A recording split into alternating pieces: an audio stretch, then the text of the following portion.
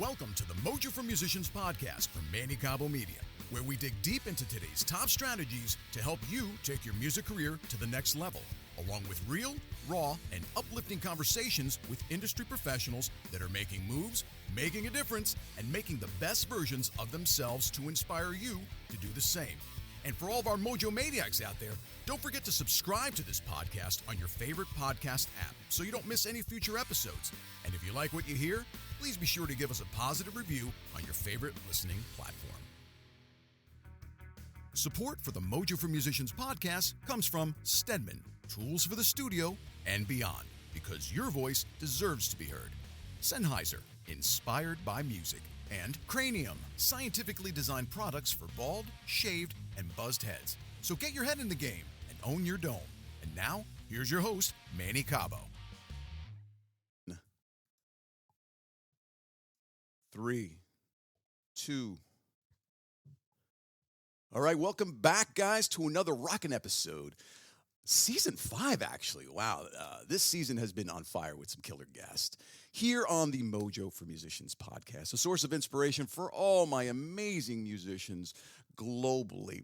And I have to tell you, episode 56, to be exact today, is actually another femme fatale, right? It's like a marathon, right? Does that seem like it is, guys, right?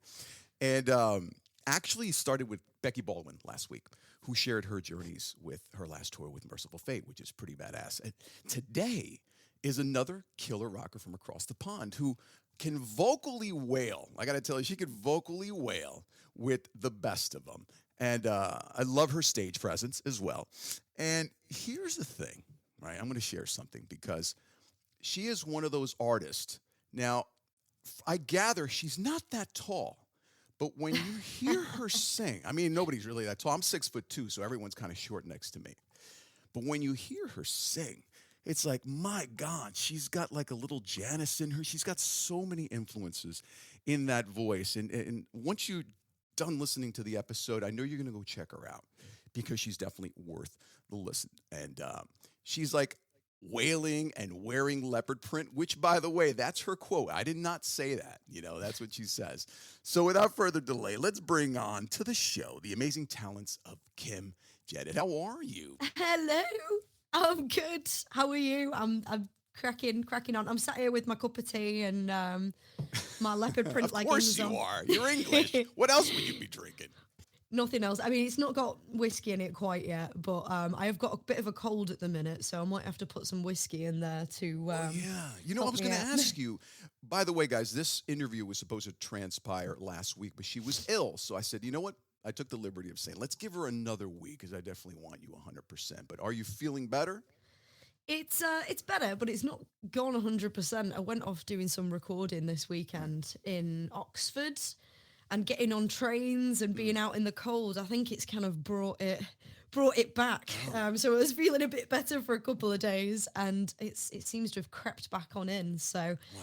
Yeah. Oh, that sucks. And you know, for a singer, there is nothing, I don't know, and I think you'll agree with me, there is nothing more stressful than having to perform and know that your voice is not 100% there. Now, here's the thing. You actually make it worse. You know, there's so many instructors, good friends of mine like Richard Fink, the owner of Throga. One of the things he'd always told me that when a singer is ill, right, this goes for all my fellow vocalists out there. If you're ill, you can't continue that energy. You can't keep saying, oh, my God, my voice sounds like shit. Oh, my God, I'm not going to hit these notes because guess what? That's exactly what's going to happen. You just got to ignore it.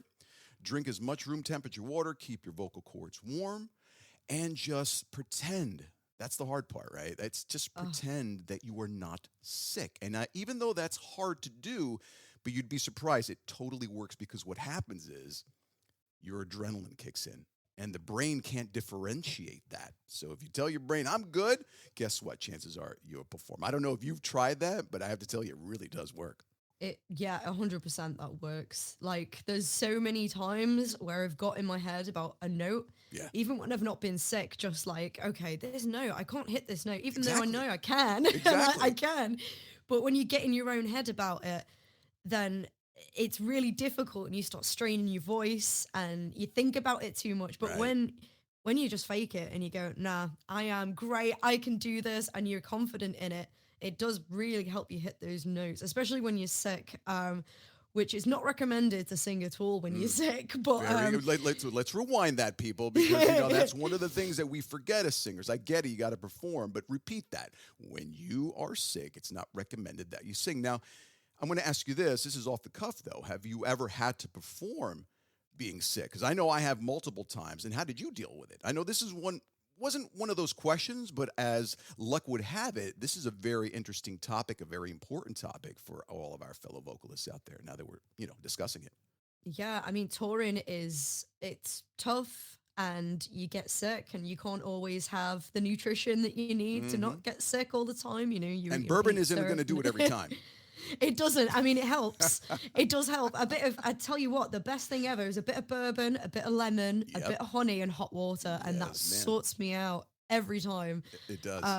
That's the best thing for it. What do you call those things? There's a name for them. I always forget. Is it Mai Tai? I can't even remember. So in England, and I don't know if it's just me that calls them this, because I've said this to people before and they've gone, Kim, what on earth are you talking about? I've never heard of it, but a hot toddy That's what it is. Hot toddy. Hot toddy. That's what it is. It really does work. We did a show. Ironically, what was it here? It was in Parks Casino, and I got to tell you, my voice was shot.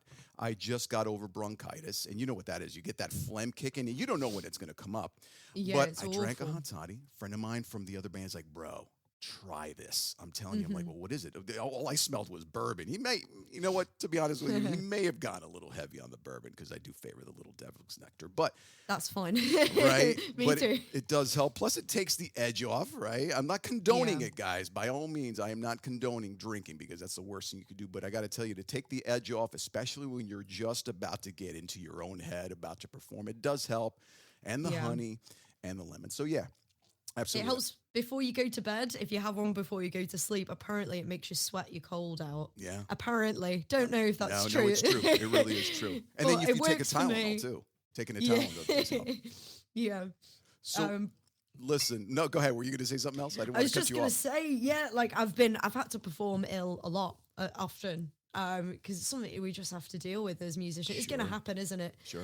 It's going to happen. And sometimes you're on a big tour and you just have to crack on with it, really, and push through it, and sometimes get the audience to help sing the high parts. I love it. People, it's funny, but some people would call that a cop-out. I think it's genius, because if I can't hit something and I engage the audience, first of all, what audience doesn't love to participate in one of your songs and give them the highlighted focus spot? You know what I'm saying? Oh yeah, I love getting the audience involved and getting them on board and getting them singing along anyway. So it's nice. It's nice to have that connection with the audience. 100%. Now, you know what? I have to fully be transparent, because it's needless to boast about your artistic talents, right? I get it, as a vocalist. But what I truly appreciate about you is the fact that you have no qualms. You're just like me, right? I just don't give a shit. You have no qualms about offering your audience the authentic side of Kim, right? None of that fake shit that absolutely drives me insane. Like, for example, you did a day in the life video, where you were goofy, clumsy, funny, and just sharing you, right? The real side. And that is so damn refreshing.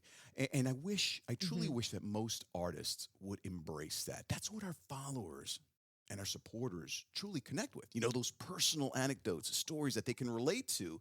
So thank you for that, refreshing perspective, if you will. And I remember talking to you prior to me hitting the record button. I'm pretty biased, right, when it comes to this whole British invasion, of music. For me, the Beatles were the best thing that ever happened to music, And then you've got The Who, The Stones, Zeppelin, Radiohead, Def Leppard. It's endless. I love bringing on. She's like, yeah, of course you do, because you're British.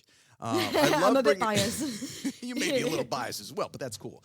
I love bringing on my Brit rockers, especially my female rockers, with these big, powerful voices. So perhaps there is something, I don't know, maybe it is in the tea that you guys are drinking. There's always been this swarm of epic music that has derived from the UK.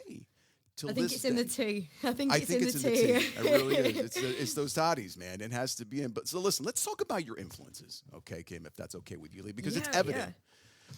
It's evident when I was trolling through your social media, website, et cetera, that, you frequently entertain this, I don't know, this darker, almost, I use the word vampiric side, which, by the way, I'm a huge fan. I always Oh, lean yeah. toward the dark side, right? See? Yeah, I know. I've been doing my research on you for some time now, but you also display a cleaner editorial vibe as well with the modeling, and I've been an editorial music photographer for years. So talk to me about that interplay, and where does it derive from? Because let's be honest, you have certainly leveraged it with your vocal style as a brand. And I only point that out because of its importance in establishing a brand and that identity, with a signature, which that's my word.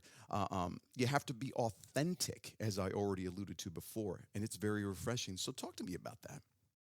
I mean, I like embracing my dark side as well as like the light side, if you can put it like that. Absolutely. So I used to be in a band called Voodoo Blood, and I created this character called the Voodoo Woman.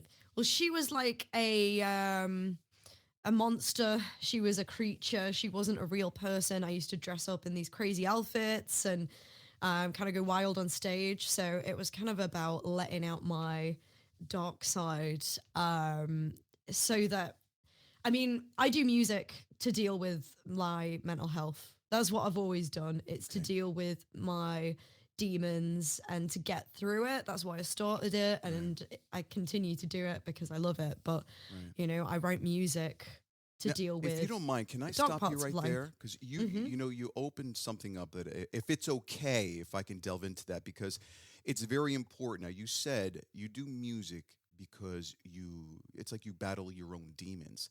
Would you mind discussing some of those demons? I mean, if it's too private, it's okay, but I feel it's necessary because many artists don't talk about that sensitive side, and we kind of like hide behind our music, which it's okay, but it's also okay to talk about it and identify it with it. First of all, it makes you a more honest musician, and it makes you more relatable to your audience.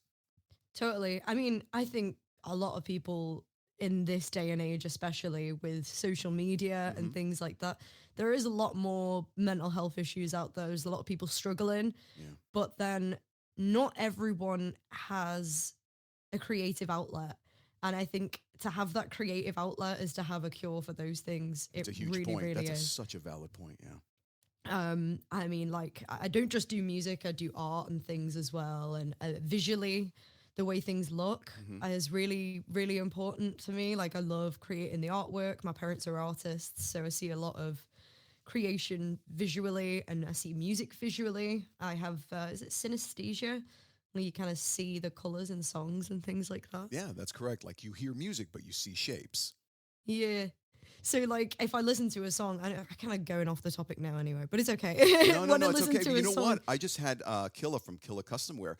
She has the same situation where her parents were artists, and it has definitely elevated her creative prowess to see things differently. And it's, again, just like you mentioned, she has another outlet for that creativity. And she has her own personal issues. She has alopecia, which is something that's very difficult to talk to. But go ahead, continue. But yeah, it's just, I mean, my dad, who is an artist, like I said, he'd always say being an artist and being a creative is like both a blessing and a curse, because you always have to do it. You have to do it. Like, there isn't any escaping it. I remember you talking about on the other podcast that you were in a corporate job before. Yeah. That was with Becky, actually, yeah. With Becky, yeah. And I'm the same. Like, I couldn't do a normal job now because this brings me so much satisfaction and love and just excitement about life. So I couldn't go back to it. I'm rubbish at it anyway. I'm rubbish at everything else. This is the only thing I'm good at. But to have that creative outlet is definitely, I think it's a cure for life and a cure for depression and an outlet, and it's definitely like an escape. Yeah. And it's interesting, Kim, because I think you'll agree as well. I think being a creative, I think you have no choice because it just draws at you. Whenever you're sad, you're either compelled to pick up a pencil, you're either compelled to pick up a paintbrush, whatever it is. If you're a sculptor, if you're a cook, it doesn't really matter. I think that the process of engaging in something artistic is why we become such great creators, because we draw that pain, we draw that anguish. And for some reason, if you notice, when you're happy, yeah, you know, it's a great feeling, of course. Who doesn't want to be happy and finding that inner peace? But when you're sad, when you're embracing this solitude, the depression inside of us, that is when the most epic contents of creation are created. I've done so much research and studies, and it's fascinating that it's kind of scary to think, what if we didn't have this creative outlet? And you know, we've lost incredible, iconic singers over the past multiple decades, you know. Chris Cornell, you know, is one of my favorite singers, and the list goes on. So again, that's a very valid point, and we're very fortunate to have this creative outlet. Yeah, we really are. And as you were saying before, I think a lot of the best art comes from those real, raw, deep places inside of us. I mean, I can't write a good song when I'm happy. It's incredible, yeah.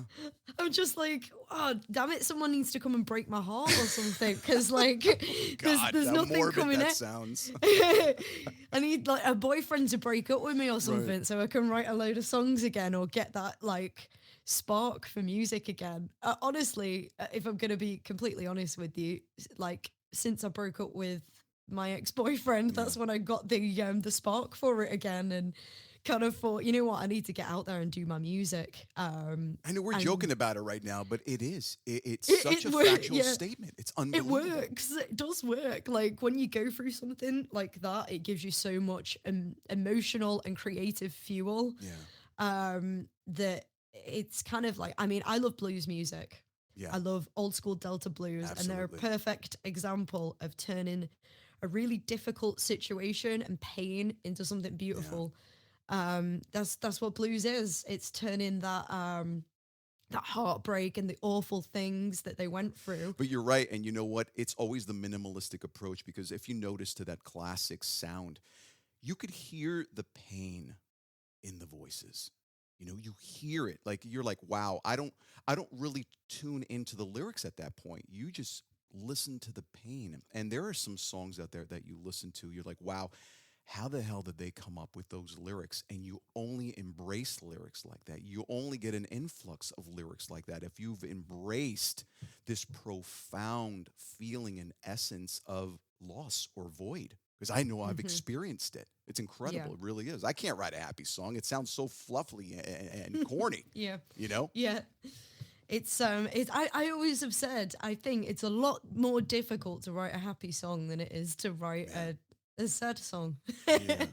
So you know what? That's a great segue, because that was one of my questions. You know, number two is me understanding an artist's creative process, you know, and where they draw their juices from. So I was going to ask you to describe any life situation that has assisted you or inspired you or still inspires you. But it's pretty evident that, you know, heartbreak and sadness is the fuel to your fire. You know, that's your musical style, which is, it's not a rarity, of course. We all get it.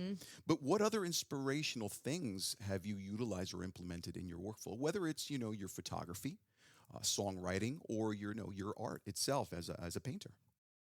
I use a lot of sort of, like you said, kind of the tough situations that, you know, that life throws at you. But then also I try and write music to empower me and to make me feel stronger. Excellent. So a lot of the songs are quite, I would say in a way, kind of like angry and kind of,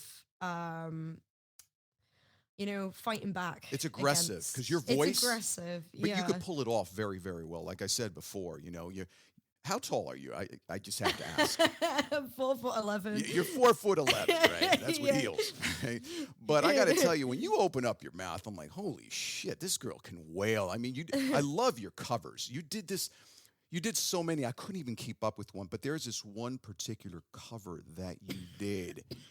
And I sat back, I'm like, oh, I had to rewind it a couple of times. You know, rewinding a reel sucks. You know, you have to wait and get back to it. But I'm like, wow, it was so daunting, but at the same time, it was so powerful that I could not resist, you know, just hitting replay on it. So talk to me about that headspace. Like, when you draw those notes for all of my fellow vocalists out there, where does that come from? You know, is it a lot of vocal technique? Is it just the momentary feeling of just, I need to wail this note. Talk about that. It's very important to me as a singer. When I sing those notes, I don't really think about it. I guess like what we were talking about before. It's just like I'm really enjoying myself and really living through the song, and I guess living through a lot of my. I have a lot of for a small person. I've got a heck of a lot of built up anger, but I think I'd rather it come out while I'm on stage. That's a lot of anger then. Yeah, I don't know. I'm a little angry woman. Like, so like I think it's if I let that out in everyday life, I'd be a I don't know if I can swear. Can I swear on this? No, of course you can. Oh, I'd be I'll a just bitch. put explicit on there. You know, and I usually judge it by the way the episode just rolls, because sometimes it just starts off nice and calm and G-rated. All of a sudden, it just goes to hell. I'm like, all right, cool, explicit. So, yeah. But, yeah, I asked that because your voice is very aggressive, very powerful. But you could also have this pretty and smooth and engaging voice at the same time. So sometimes it's difficult to make that transition in a song, but you do it so well. Thank you. I mean, I think as we go through life, your voice gets different.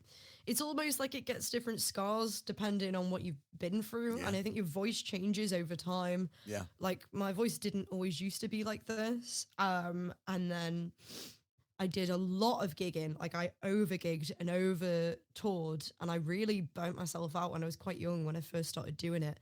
So I think that gave me a lot of grit on my vocals. I also drank a hell of a lot. That'll do it.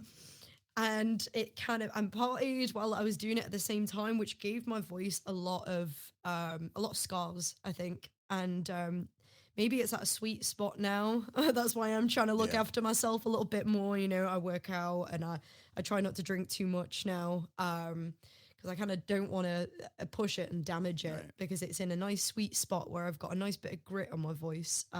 Plus, your liver will thank you as well. And my liver will thank me. And all of that. Yeah, definitely.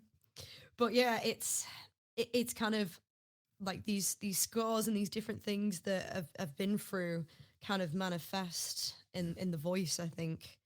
And I think that's really cool. And it's really cool to like hear a voice mature and age. Look at like Miley Cyrus's voice now. She's a big example of that. I really do. I've always loved her raspiness. Yeah, she's brilliant. And the older she gets, the better her voice gets, in my opinion. 100%. I have to agree with you there. Yeah. You remember there's an actress, Debbie Moore. Remember Debbie Moore when she was young? Yeah. I always catered into favoring that style of voice, you know, the smooth, the sexy, the raspy voice, you know. There's certain voices out there that are just made for the microphone. It is what it is, you know, and I'd like to put yourself in that category, because you really know how to maneuver the microphone. You know how to really handle it, you know, and know when to belt, how to belt, and your voice is really appealing when you listen to your style of music. So you've definitely mastered your execution of your voice. Thank you. Yeah, I mean, when I go for something and I say I'm gonna do it, bloody do it. Yeah. So I remember listening to Lizzie Hale when I was in college, going, I am gonna sing like that. Yeah. That's how I want to sing now. She's inspired me.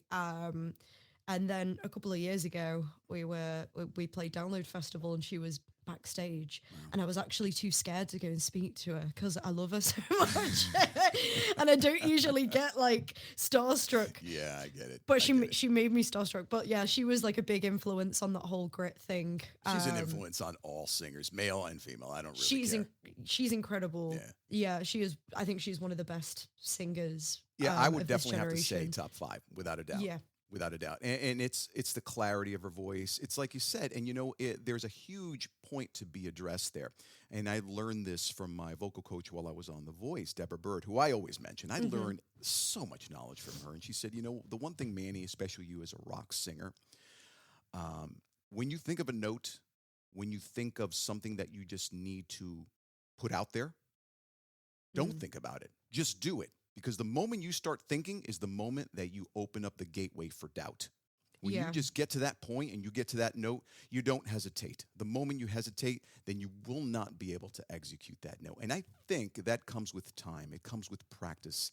You know, it comes with the tenure of being behind the microphone. And I've realized that because I attempt things now with my voice that I wouldn't even imagined, when I was, in my 20s, right? Mm-hmm. So I think that I can relate to what you're saying. Your voice has built this grit and you've got this sweet spot now. But it took a lot of years.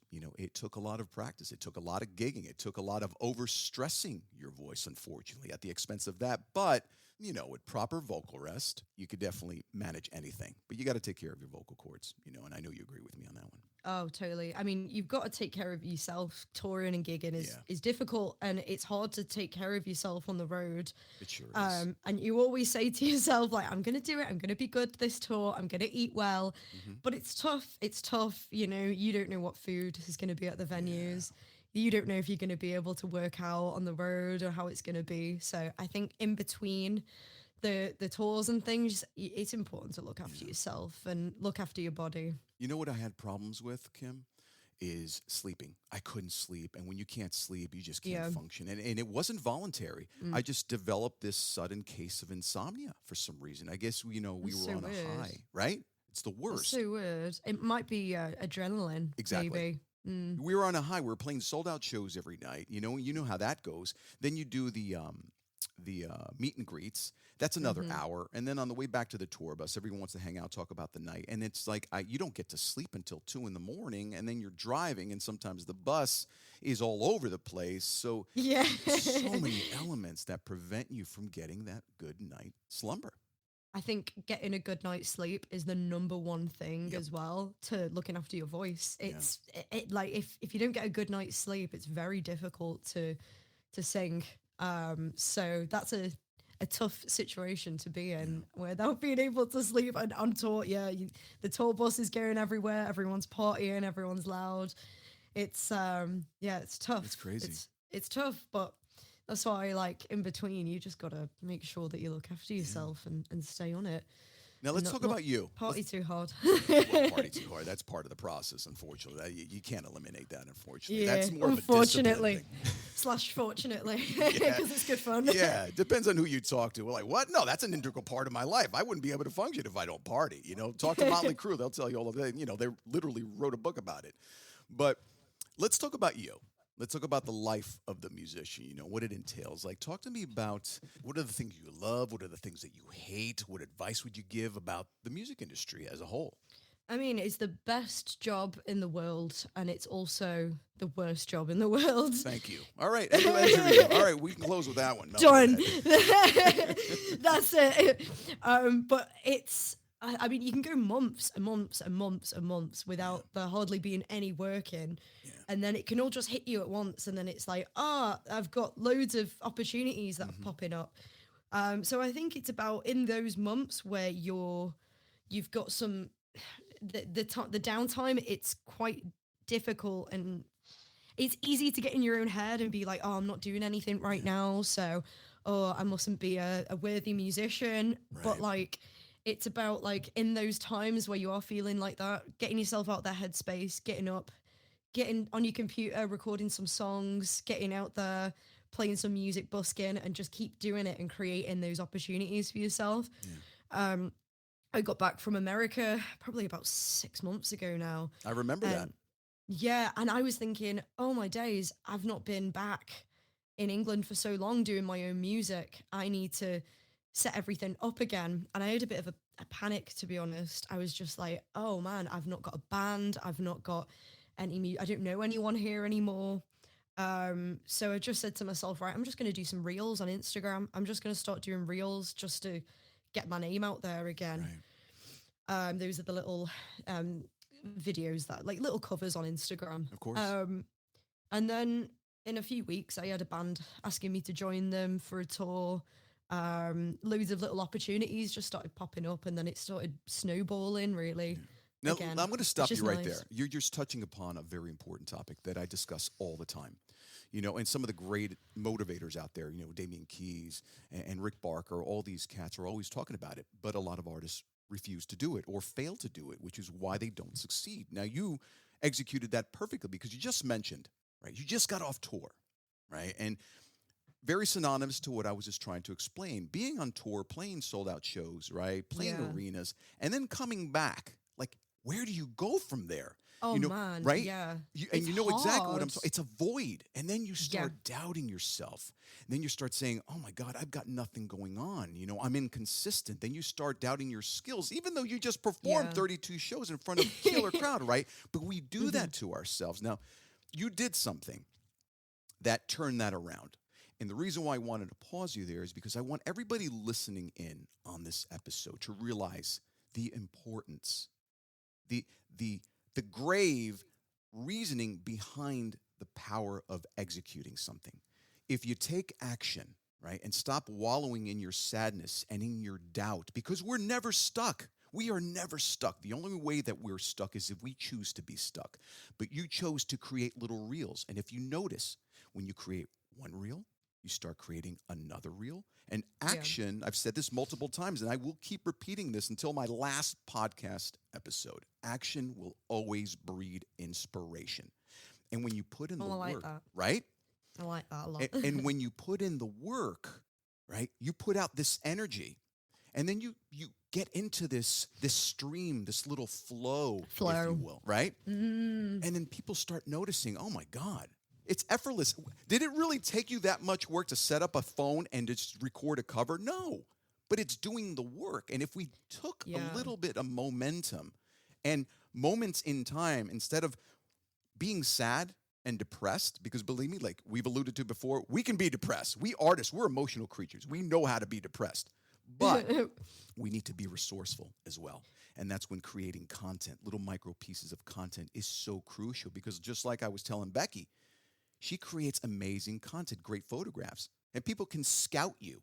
And when you least expect it, somebody's going to call you. Yes, hi, I'm looking for Kim Jennett. She's like the little like leopard printed type of rock star. She's been doing reels, brilliant. We'd like to hire. That's what happens.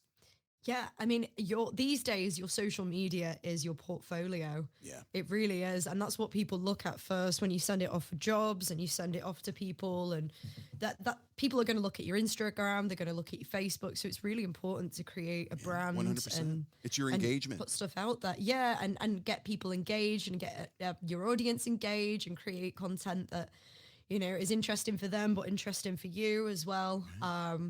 I found doing the reels really interesting because I had to learn how to use like Logic and how to record myself and things like that, which is a whole other ball game. It is. It's a different realm. Oh, it is. It is. It can be at first, totally. And then it starts to get enjoyable. As you say, you build up that momentum, and it's like, oh, this is, what, I actually can't wait to get up tomorrow because I learned out this new technique with my mic and I want to try it out. Exactly. But here's the thing, you could even talk about that. See what you're just talking about right now? Like right now, I'm shifting. I love organic conversations. I could sit here and talk about 4 or 5 questions in a row and just keep it very, very robotic. Or I can make the adaptive, I could be adaptive to what you're saying, Yeah. And we start talking about whatever. These are all important points. But go ahead. I just needed to interject because that's another valid point that you're making here right now. Yeah, I think, like just keeping it going. Like we were saying before, another point that I wanted to make, I picked up on something you said before about creating that flow, is that flow isn't gonna come to you as well. And there's been many days where I've just gone, oh, I just don't feel motivated today. Mm-hmm. I just don't feel motivated. And it's like you create that motivation for yourself. 100%. It's never gonna come to you. And, everyone has their off days. I've had one today because I've not been able to sing. So because of my voice. Well, and I hope this episode at least, supplied the necessary happiness or perhaps give you some creative juices when you when you're done. I feel inspired now after that. Yes. After your monologue, I feel very inspired. I feel it's given me motivation. Right. Well, you've given me that little boost into flow. That's awesome. Well, here's the thing, though. I will tell you this, and yes, you've made such a valid point. The successful people in the world, and I don't really care what sector you're in. I don't care if it's the corporate world, the creative world, the culinary world. It doesn't matter. The key to being successful is show up even when you don't feel like showing up, period. Yeah. And I think that's what you're getting at. Yes. Yeah, exactly. Each day, just make you do, even if it's something really little, like a little Facebook reel.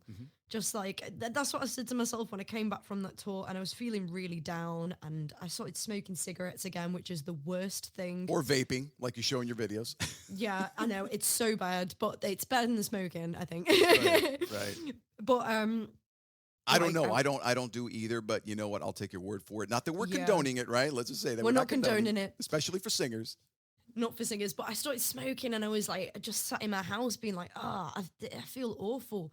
And I thought, I'm just going to do a little video of me singing a sad song because that's where I am right now. I'm feeling down. So I'll just sit in my room and play some guitar. Yeah. And it was just one little thing. It wasn't a big task like, oh, I'm going to go on tour tomorrow. Right. It was just, I'm just going to start making, a couple of videos a week. And then it became, I was making lots of videos and it snowballs, people pick up on it.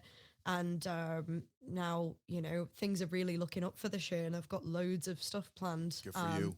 Which is great because I've had, a few months off really of not getting much in and ups and downs. So it's really nice that hard work is starting to pay off now. Well, it's no coincidence too, because that downtime, you have to grace the difficult moments too. You have to be grateful for those because it's in those difficult moments that define who we really are, don't they? Oh, totally. Right? Because you can't always be on top of the world because then, to be honest with you, if every day was 100 miles an hour and sold out shows, you get burned out anyway. So you really need to be grateful for those moments where things don't necessarily work out. But here's the key ingredient here. Sometimes they're not supposed to work out. But you got to pay attention to the signs. You got to pay attention to what does this mean? How am I going to pivot? What am I supposed to learn?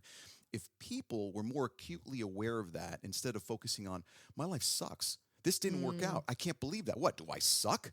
Am I not that good? Has nothing to do with that. It wasn't meant for you, which means there's something else out there that will be that much better. Correct me if I'm wrong. No, I totally agree with that. It's like the universe trying to teach you a lesson. Right. What am I going to take from this? What am I going to learn from that? And how am I going to take the things that I've done wrong and the things that other people have done wrong to me and turn that into a better situation for myself? It's so important. And maybe it is just the universe's way of saying, hey, we needed to teach you this and you needed to go through this because the next thing that you've got coming up in your life, this is going to help you. Yeah. Which is hard when you're in that, that time where you are feeling down and stuff. It's really hard to think of it as like, okay, this could actually be a positive thing. It really is. I know. It's tough, but it's totally true. Yeah. And you always get through it and there's always something better on the horizon. Well, it's just like what I said, show up even when you don't want to show up. It's the same headspace. It's hard to think positive when everything is just crushing you down, I get it. But if you supersede that thought of negativity just for that one split second, you'll build that momentum, guys. I promise to everyone listening out there. Just keep applying that positivity. Just keep applying that action, consistent action. It's very, very important. Remember that word. It's consistent action. And believe it, you can move mountains with that because things will start revealing themselves to you. Now, last question. What's your mojo, Kim? I know you've answered so many amazing questions, but what keeps you going? What keeps you dealing with this sadness? Why music? Why singing? Why do you keep at it every single day? And I know you love it, but everyone has a different impetus. What's yours? Ooh. It's a big question. It's a loaded one, but I love listening to it. And take your time because there's no rush. I love getting into everyone's headspace. You know why? Because I learn different tactics from listening to you guys answer this question. Because I have my own motivations, but listening to so many different verdicts, right? I'm like, wow, I never really thought of it that way, which is why I always ask this. Plus, it's the name of the show, Mojo for Musicians, so there's got to be a play on words somewhere in this show. Gosh, I mean, there's a lot of ways I could answer this, and there's probably a lot of different reasons why. But Pick one. If I shook you in the middle of the night at 2 o'clock in the morning, I said, Kim, what's your mojo behind doing this? What would it be? Spite. Jesus. Spite for my enemies and hatred. To be honest, for me, it's all about connection with other people. I've always been like a little bit of like when I was a kid and stuff, I found it hard to make friends. I was a little bit of an awkward kid. And then I got on stage and I performed in the school play. I think I got what did I play now? I was the witch in in the Wizard of Oz. That's a coincidence, isn't it? It is a coincidence. I was the witch in the Wizard of Oz, and I've never felt more at home than I did on that stage, and I felt like connected with people, with the audience, and with my cast members, and I was like, oh wow, this is a way for me to connect with people that isn't necessarily just sitting down and talking to them, which I've always found a little bit difficult. I don't know if I'm a little bit awkward or whatever. I mean, I'm better with age and with doing this, but like you get to meet so many people and you get to make real connections. Like playing music on stage with people is one of the greatest feelings I think is. Ever. Now, did you do the whole full green makeup, tall witch hat? Did you hide behind the makeup or? I had all the green makeup and everything. Maybe they gave you the muscles to be a little bit more interactive with the audience. Because you know what? People, that's why people can be clowns. That's why people love being on stage and wearing makeup, because it allows them to just be a different personality. Perhaps maybe that helped you make that transition. I don't know. I just ask. Yeah, I think it did. I think it made me realize, oh, okay, this is kind of where I feel the most comfortable is when I'm playing a character. Right. Because, people see me on stage and they're like, oh, wow, she is this crazy girl with the crazy loud voice running around like a crazy woman. But really, I'm pretty chilled out, I'd like to think.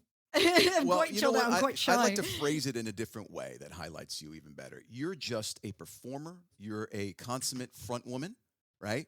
Who just loves to put it and leave it all on the stage. Let's leave it at that. That's a cool way to put it. I like that. Yeah, definitely. That's your job.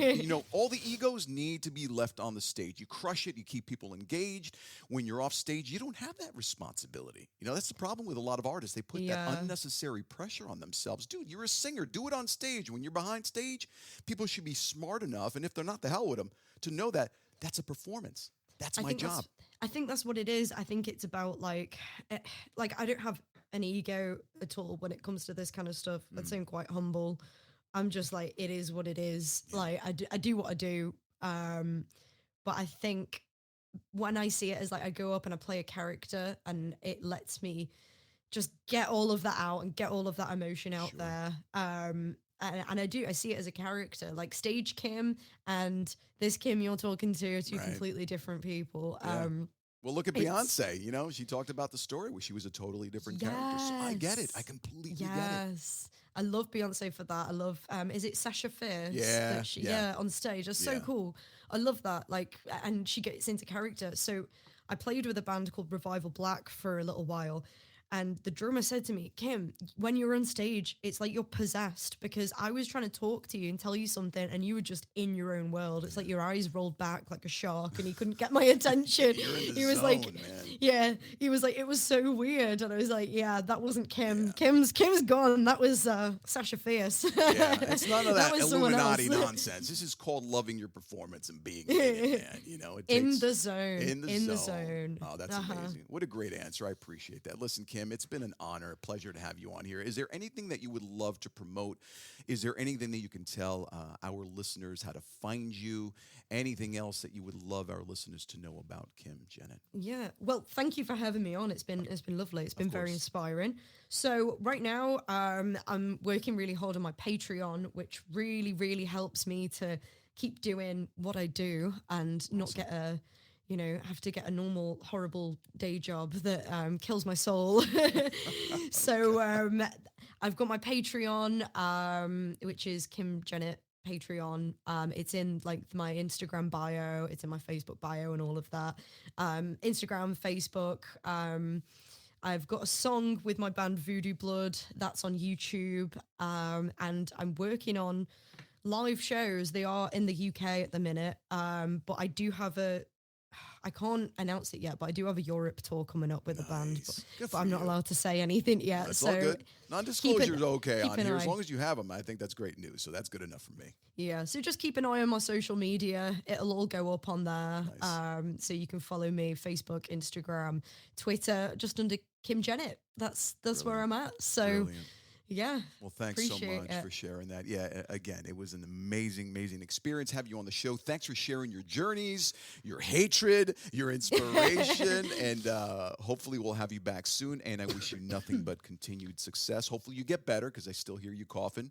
And Yeah. we'll definitely talk soon. And good luck with everything. Oh, thank you so much for having me on. It's been a pleasure. I'd love Absolutely, to speak again. Absolutely. I'll talk to you soon. And just like I told Becky, perhaps maybe we could share the stage and rock out, be like the big lurch and you'd be like the little, I don't know, doing your own thing. That would be awesome. I'd love that. Absolutely love that. All right, Kim. I'll talk to you real soon. All right. Thanks very much. You're so welcome. Take care. Bye. This has been a Mojo for Musicians podcast. If you're a musician, industry professional, or a voice with a powerful message and wanting to share your mojo and stories of success with our listeners, or simply share some feedback on today's episode, we'd love to hear from you. So send us an email at info@mannycabo.com. As always, much love and peace. Live to inspire. Thanks for listening.